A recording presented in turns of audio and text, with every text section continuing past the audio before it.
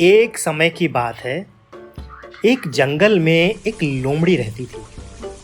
उसी जंगल में एक बड़ा सा तालाब भी था जिसमें सारस रहता था।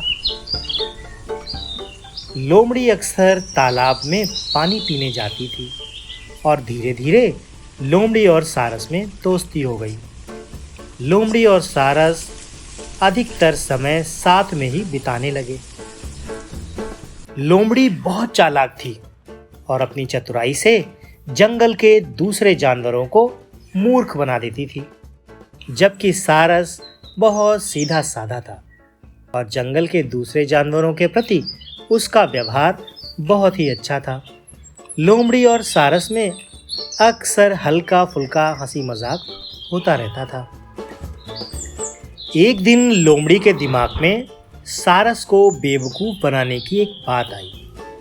वो सारस के पास गई और बोली, मित्र, मैं तुम्हें अपने घर में भोजन का निमंत्रण देने आई हूँ। कल दोपहर तुम मेरे घर भोजन के लिए अवश्य आना। सारस सीधा साधा था। उसने बिना कुछ सोचे समझे हाँ कर दी और दूसरे दिन ठीक समय से लोमड़ी के घर पहुँच गया। लोमड़ी ने भी सारस की बहुत आव भगत की और उसे एक अच्छे से आसन पर बैठा दिया। लोमड़ी बोली, मित्र, आज मैंने बहुत मेहनत करके बड़ी ही स्वादिष्ट खीर बनाई है। मुझे उम्मीद है खीर तुम्हें बहुत पसंद आएगी। इतना कहकर लोमड़ी खीर लेकर आ गई और चौड़े बर्तन में खीर परोस दी। चौड़े बर्तनों में लोमड़ी तो खीर अच्छी तरह से खा पा रही थी, किंतु बर्तन चौड़ा होने के कारण सारस अपनी चोंच से खीर नहीं खा पा रहा था। कुछ ही देर में लोमड़ी ने सारी खीर चट कर दी और सारस देखता ही रह गया। खीर खाने के बाद लोमड़ी सारस से बोली, मित्र, क्या बात है, इतनी स्वादिष्ट खीर होने के बाद भी तुमने खीर नहीं खाई। सारस लोमड़ी की सारी चाल समझ गया। सारस बोला, नहीं, आज मुझे भूख नहीं है। इतना कहकर सारस वहां से चला गया। लोमड़ी के घर से जाने के बाद सारस अपने आप को बहुत अपमानित महसूस कर रहा था और किसी भी तरह लोमड़ी से अपना बदला लेना चाहता था। सारस दिन भर यही सोचता रहा कि किस तरह लोमड़ी से अपना बदला लूं। तभी उसे एक उपाय सूझा। वो लोमड़ी के पास गया और बोला, बहन लोमड़ी, मैं तुम्हारे यहाँ दावत खा चुका हूँ। अब मेरी बारी है। मैं भी तुम्हें अपने यहाँ भोजन का निमंत्रण देने आया हूँ।